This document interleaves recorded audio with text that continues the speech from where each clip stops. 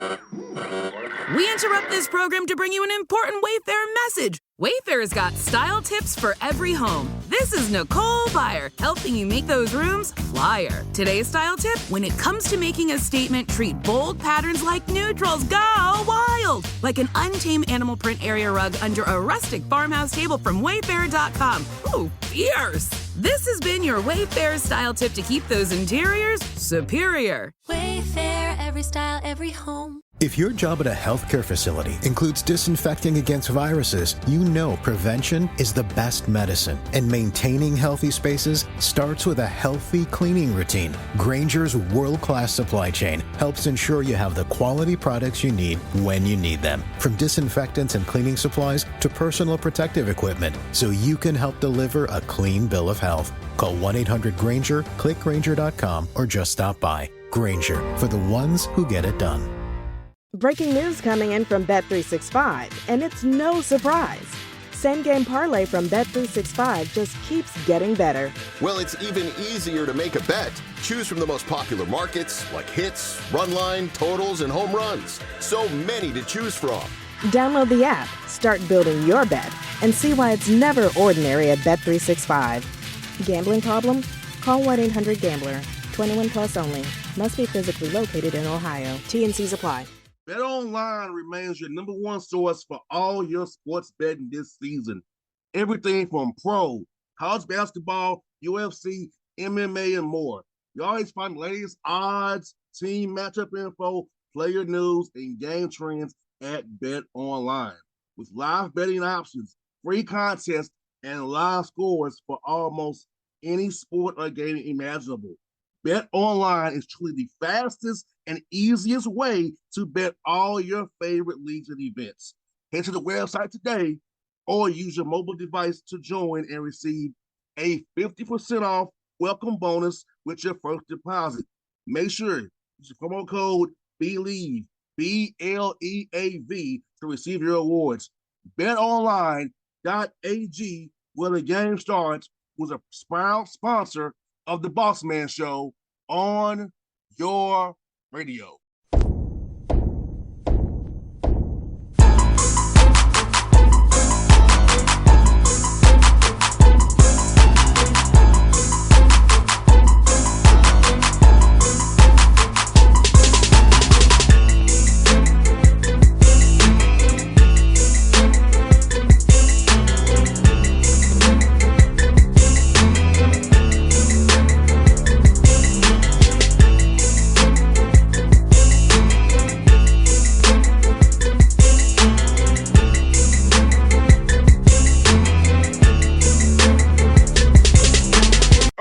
Back on the Bossman Show, we're here with the new head coach at Houston Christian, the Huskies, Braxton Harris. Coach Harris, how things down there in Houston, man? Is the weather good down there, man, on the Gulf Coast there? Hey, man, it's always great in Houston, Texas, man. I'm wearing short sleeves, and it's the 1st of February, so that's a win by me, man. I hear that, man. I hear that for you, Coach. Let me ask you, man, how's it been, man, getting this job? What's it like to be in the community of Houston Christian community, all the alumni out there, those who support you guys? How's it been to do this far as you got this job, man? Man, I tell you, I always tell people it's like drinking water out of a fire hose, man. Every day you come in here and you got something new to be able to take on, and you're trying to get it going. And, you know, there's so much things in college football, man, that have changed lately, right? With the transfer portal, with JUCO signing, with high school signing, all those things hit at the same time. And so you get the job December 10th is when I got this job, and you're right in the middle of it. You're behind because at that point, we had 11 days to sign a class for the initial signing period, you know, in about, you know, a month and a half for the February signing in this piece. And so on top of that, you got to get transfers in, you got to get them into school, you got to do all those things. And then the next thing you got to do is you got to figure out who your guys are, man. You know, you got to figure out who the guys in your locker room are. And then you got, like you said, you got to get out in the community. You got to get on campus, be able to meet some people, be able to talk to them, be able to kind of share your vision on how things are going to be able to go, and be able to go do those things. So, man, my family's still back in North Carolina, and I miss them like crazy, man. But I probably hadn't had much time to be home anyway, so it kind of worked out. No doubt, man. People are right. This is about Coach Harris, like in FCS football. scholarships are very much less than FBS. You have 63 scholarships. So it's not the same amount you're dealing with here, but you can split some off a little bit to get people covered. But you got to play the math of that as well, find the right fit, getting there late as you did. So I can only imagine the fans understand that you've had a whirlwind, but you're doing a good job. You're in great spirits. I see you. You're glad to be there. That's the main thing about it. No doubt, man. Well, that's the game, is that you got to be able to take one thing at a time. Man, there's a lot of people see the whole big picture and they say, we got to fix this, this, and this. And yes, you got to fix all those things. But man, you got to fix the thing in front of you, and you got to be able to answer those questions before you can move on to the next. And so, I was a head coach previously. And so that's one of the things I kind of learned and took from my first time being a head football coach is you can't fix everything. Just try to get better at one thing, and as coaches, we tell our players that all the time, but we don't want to think about it. You know what I mean? Well, he ain't talking to me, right? But the same things that are successful for our players, man, are the same things that's successful for us as coaches as well. No doubt. Now, Coach Harrison says this, man. My father was a coach. I'm a coach's son, and my father talks about wanting to impact young men. So what got you into want to become a coach, getting this business, man? Because I see my father has some long nights, and I know he used to be a son of a coach. So how was that, man? What does that make you want to get into becoming a coach, man? Man, my story is similar to yours. My dad's a high school football coach in Texas for over 30 some odd years, and I remember my dad coming home and watching film on our dining room wall because he had the projector film at the time that would crank. And I would sit there and watch film with Dad. We didn't know what we were watching. I was a little kid, but man, I was watching it. So if your dad's a coach, you can probably relate to that. Yeah, 82 years old, man. So you're a little bit older than I am by a couple of years. But yeah, my father still had his little pads. We watch games now, Coach Harris. My dad's talking about inside zone, outside zone, split zone. I'm like, Dad, I'll see it. I watch what you watch, Dad. I'm good. I see it. Hey, man, once you're a coach, you're always a coach, right? Yeah. Shoot, but yeah, don't never change, right? And so, for me, man, my story is similar to yours, man, is that, I got to see the impact that my dad made and my mom made and us as a family. My dad was a high school football coach in Texas for over 30 some odd years. And, he would go pick kids up on Saturday morning to go take the SAT and ACT. He'd drive them in his car to 7-on-7 to get them kids there that needed that, to camps, so they get opportunities to be recruited, FCA events that were at our house. And, man, I just saw the impact that it made, and I saw how much fun my dad had loving on these kids, right, and making a difference in their life. And, man, for me, I'll just be honest. I mean, this is all I've ever wanted to do, man. I am living my dream right here, and I get to do it every day. And so it is that influence. It is that difference, man, is that, it's not just about X's and O's, because at the end of the day, our guys are going to leave here. Majority of them are going to go pro on something else, right, besides football. And the difference that it is, it's these guys that played for me in the past. Like I did a reference on a kid getting into grad school yesterday in Georgetown. He's applying for graduate school in Georgetown. I mean, it's those relationships that matter. Those are the things that you take with you for the next 40. It's when your kids call you and say, Coach, I got my first job. Hey, Coach, I'm going to get married. Hey, Coach, we're having our first kid. All those things, like, that's life, man. And you can't, when I was 18 to 23 years old, man, people loved on me and invested in my life and made a difference in who I was. And so for me to get the opportunity to do that again through this game of football, man, it's like stealing without a gun, man. It's stealing without a gun around here. That's for sure.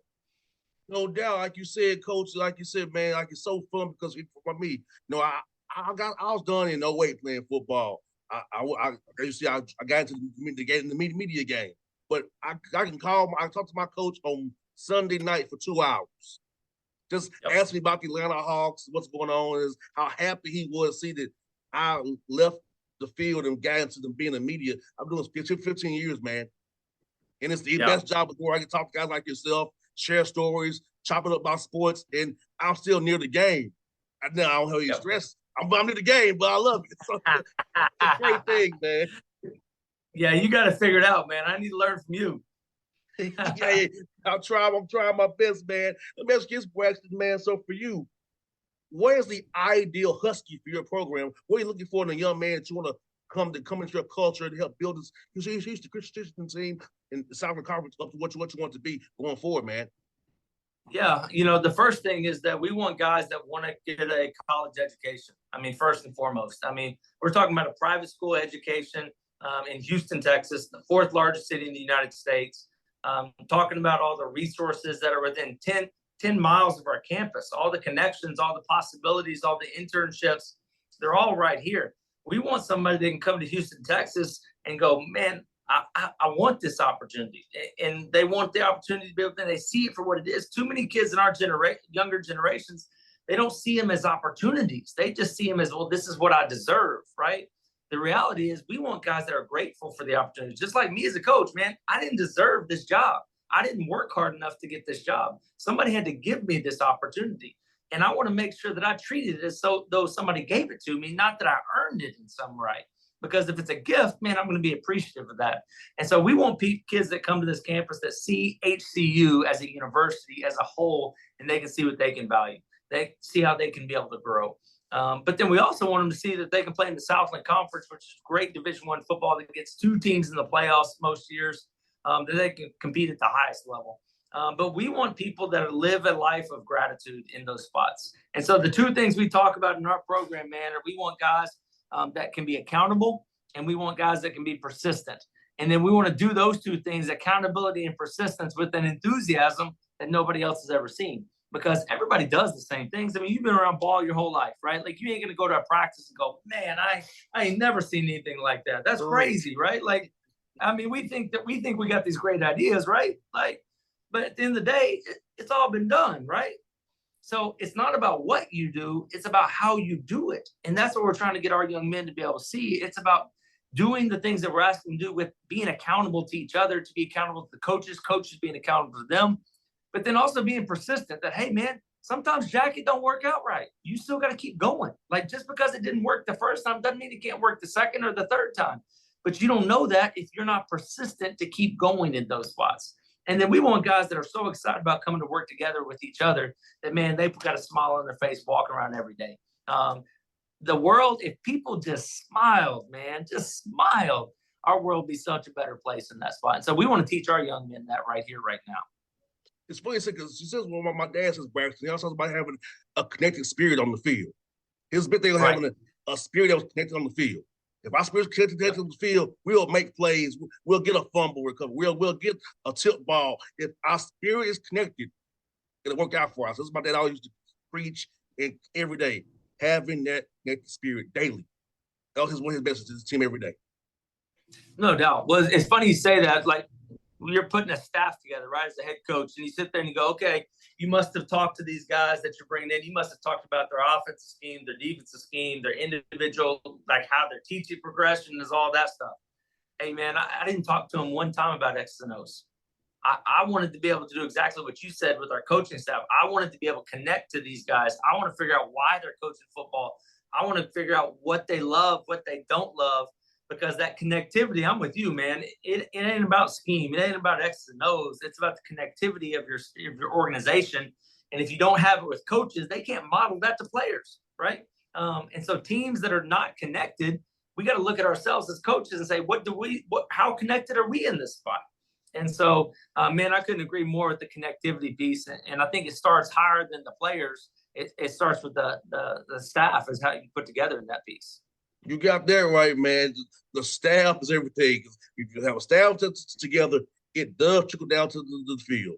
And that's because I know for sure my dad let some people go who he felt did not fit the spirit anymore of what they were trying to build. And he always said that you can't be afraid if the spirit's not right to cut them out of the tree, because you don't want to have that rotten root in your organization. That's right.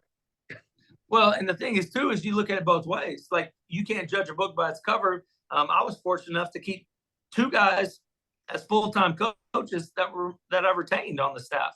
And so you really got to be able to go in open and willing and be able to see that connectivity piece. Like you said, it's easy to say the cut-out piece, right? But it's not as much. People don't talk about the being open and willing to hearing somebody out and hearing their heart and hearing their connective spirit. To be able to answer those questions too. So it kind of goes both ways. We always talk about it the other way, but I think the other piece is as big a part as anything. And those 2 guys that we got, I mean, freaking rock stars, man. Like, we are so lucky that they're here, and they've been a huge asset to me already. Amen to them. That's just Braxton. Now you're in Houston, Texas, a great state you know very well. Great talent to pick from. So how happy are you knowing that you're in a state that's talent rich as Texas to find young men who fits your culture to a T that can help build your program up every day to keep that thing going good, man.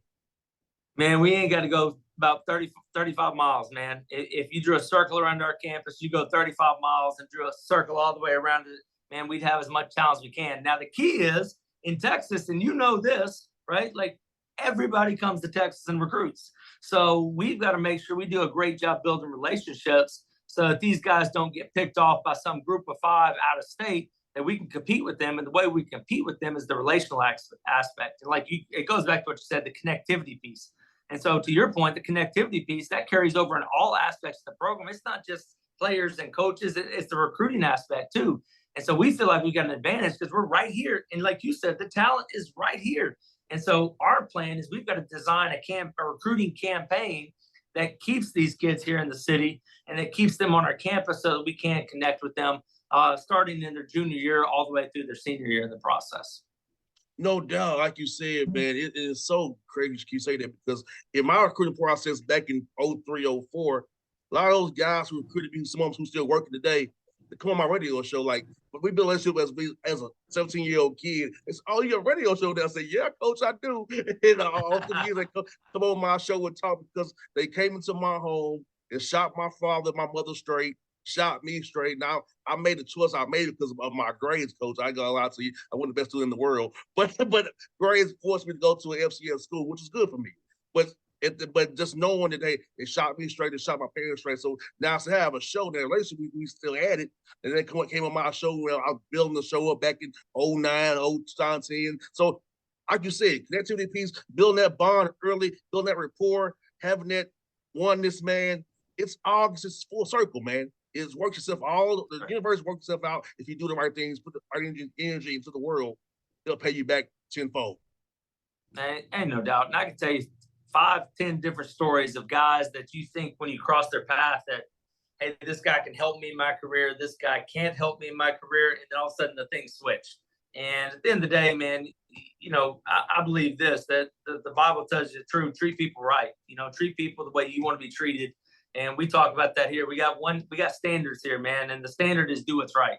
And so if you don't know what it is, if you question whether it's right, then it's wrong, right? And so we talk about that simple. I think sometimes, man, we as adults, we complicate things, man. At the end of the day, do what's right. Treat people the way you want to be treated. And if you do that, man, you're gonna be pretty successful in this world. Man, you got that right, man. And I'm asking you, man, like you said, the Southern Conference is a great conference. Talk about just seeing the depth in that league and how much talent it has from top to bottom. Because a lot of people don't realize, the sky does not lie. You have talent. The NFL will find you. A lot of talent is good in Southern Conference in the NFL. And talk about how the coaching, how the deep talent is in that conference, man. I love it watching the conference play for sure. Yeah, you know, I think that's probably one of the things that excited me the most. Obviously, coming back home to Texas was a piece for me, but then also the Southland Conference. I grew up in Texas, and so you knew teams in the Southland, and you knew that they're making deep playoff runs. And, you know, the thing with that, being in a good conference like that, it puts your goal is to win the conference championship.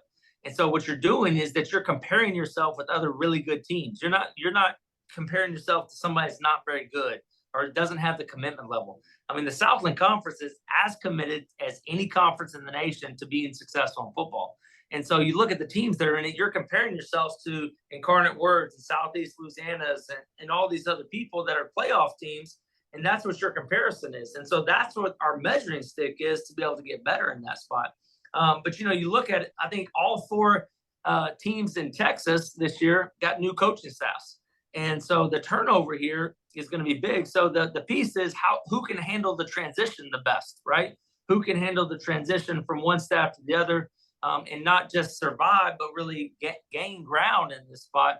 And we believe one of the big pieces for us is our recruiting class. You know, we're top 10 in the nation, the best recruiting class in FCS and high school recruiting class in the state of Texas. We think that foundation is laid that allows us to be able to go build in this conference. About this, Braxton, is player development. against in the weight room, that film work, that working out on doing drill. What about how important this springtime and summertime is to get better and establish yourself and get ready for that grind that we know is coming for fall camp in August there. Yeah, no doubt. And development's the key word, right? And that's kind of the hot button word, right? We like to throw words. Our society throws words around, right? And development is the word that everybody throws right now. And so understanding that development is not just one folded, right? Like it's multifaceted development. And so here we want to develop the whole person in that spot, because I believe this, that if you look back in your life and I look back in mine, the times that I've performed at my highest, I was healthiest in all areas of my life, physically, spiritually, mentally in those spots, right? And so here we don't want to just focus on one aspect of it. It's like a stool, right? Like if you're short in one of those areas that's short in your life and your stool's wobbly, man, you can't sit on that. That's not a foundation. And so we've got to take time to invest in all three of those. We've got to take time to invest in them physically. We've got to take time to invest in them spiritually, because we are a Christian university, but that don't mean that everybody that comes here that believes that way. But you got to be able to show them Christ's love through the game of football and let them make the choices that they want to make in that spot. And then we've got to be able to help them mentally in that spot, because mental health's real. And in football, we got to make sure that we don't go back to times where it's not real. It doesn't happen. It does happen. And we need to be proactive. And the best way that we can be proactive in developing our athletes goes back to the word you talked about. We've got to be connected to our athletes to know that something's wrong or something's not firing on all cylinders, that we can be able to help them and get them to help. At HCU, man, we are so blessed to have so many resources. We have a director of player development here that's all he does, man. He just loves on our kids and he invests in our kids. So many people want to have all these, great X and O football coach, right? But at the end of the day, man, we need people to invest in our kids' lives. And that's what we're able to do. But as far as the X and O's, the football aspect, the development of players, man, our guys are in it right now, man. They're in the weight room. They're out running. We're doing team runs. We're developing this. And this is what we're really focused on. We're focusing on when things get hard, when things get tough, everybody has those moments. What are we going to do when those moments come? Who are we going to be when those moments come? Because everybody can do it in the first quarter and everybody can do it in spring ball because it all feels good, right? Like it all feels good. But when things go in the third quarter and you're tired and you're wore out and it's hot, because in Texas, man, it's going to get hot down here. And who's going to do it then in that spot? And so we don't want to wait till the September game time to figure that piece out. We want to know beforehand. And we want to take our kids there multiple times so we can teach them and grow them. And like you said, develop them how to handle those moments. And you said something very key about mental health. I remember when I played in the 08, my senior year, man, my mother got diagnosed with cancer. I didn't tell anybody. Football was my release from dealing with that. I told nobody, man. I didn't want to look like I was weak. I didn't want to feel like I was a weak link or I wasn't fully committed. But nobody knew till I told them after the fact. But yeah, she had breast cancer. When I left school, I was dealing with my mother's situation. So we've come a long way now where coaches and players can actually open about, hey, I'm having a personal issue now. Because my senior year, I did good considering all things. My mind was not really there. But it was my release away thinking about my mom's health every day. So I feel like what you said is so important, because I know that would have been good for me 15 years ago if I was a player on your team. Because I needed that, but I didn't have it. I didn't want to look like I was the weak link. I wasn't fully committed as a senior. Right. Well, and that's the piece. And like, don't think that we got it all figured out by any means, man, because there's going to be days that we're really good at that. And man, there'll be days that we ain't very good at all at that. Like, we're so worried about X and O's that we don't check in with that dude that's trying to make that route work, right? But we want to have those opportunities. We want to try to do everything we can to be intentional in those. So intentional in having your door open as a coach, intentional is having kids in your office, intentional with, shooting a group text, hey, where we at, all those pieces. But to me, those relationships and that connectivity, it seems to be the theme of the talk right now, is connectivity. Is that it goes back to, you got to be intentional in trying to have those connections. No doubt. Let me ask you this. I got a couple more for you, man. So what has been your favorite spot to eat so far since you've been at HCU, man? Hey, man, let me tell you, I've been in North Carolina, and I love North Carolina, right? Like, it was gorgeous, beautiful, but man, it ain't Texas, right? Like, it ain't Texas, man. And so I'm talking Tex-Mex, I'm talking barbecue, I'm talking beef barbecue, man. Like, I'm talking brisket barbecue. And man, so I got to go with Tex-Mex. The other night we had recruits and we were taking Papacitos for dinner. And my wife said, "What are you doing?" I said, "We're going to Papacitos for dinner." She goes, "Man, you're just suffering. You're just struggling there, aren't you, eating those fajitas?" And I said, "Babe, somebody's got to do it. I'm just doing what the Lord's called me to do, right?" I hear that. I hear that, man. So last one for you, brother.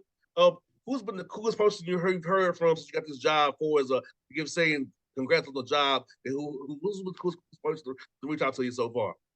Man, that's a tough question, man. It's crazy. When I got on the plane to come to Houston, I had 250 text messages to answer. I sat on the flight from North Carolina to Houston. I answered. I got it down to 150 text messages, man. And then when I landed and my phone got reconnected to the internet again, I had over 200 the next morning. And it just goes to show you, man. Just be thankful for what you have, right? Be thankful for the opportunities. I'm blessed that I got probably the coolest, to be honest with you, players that I had coached in the past, for them to reach out, for them to care enough about keeping track of what's going on in my life and in my family's life to be able to care.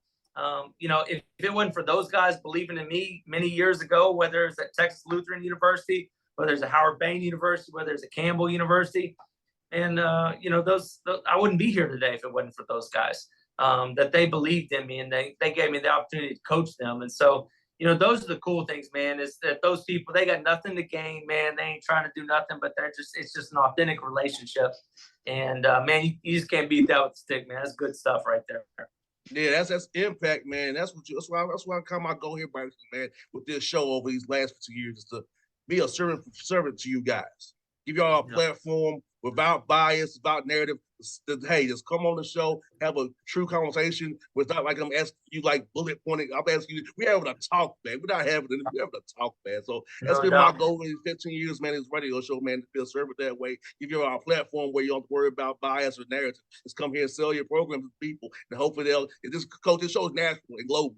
So Canada, Europe, it's a global show. It'll be heard everywhere, man. So let's know people will hear this and feel say, okay, HCU, I might want to go there and check those guys out there.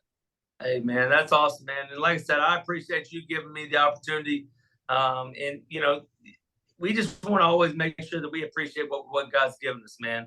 And in athletics, we always want more. We always want the next step. We're always moving to the next championship. We're moving to the next win. And we will have that mindset here for sure. But man, we're going to appreciate the things that God's given us. And we're going to make sure that we not only just say it, but we live it. And that's probably the hardest thing about being a head coach, man, is being thankful for what you got. And then also being able to push the envelope to move the program forward. So that's that balance piece, man. It's like sitting on that tightrope, man. You got to make it work. No doubt. Well, you are Braxton. I'm here for you, man. Anytime you want to call the show, man, promote a game, I'm here for you. So I affiliates in Texas as well. So, hey, man, I'm going to give a number offline. Here, so you have my number as well. So I'm looking forward to stay in contact with you, support you, man. So you got somebody in your corner. I'm definitely here in your corner, brother. Hey, man, I appreciate you. We need as many dogs as we can, man. You got that right, buddy. Hey, man, it's real fun, man. All right, man. Appreciate you. All right.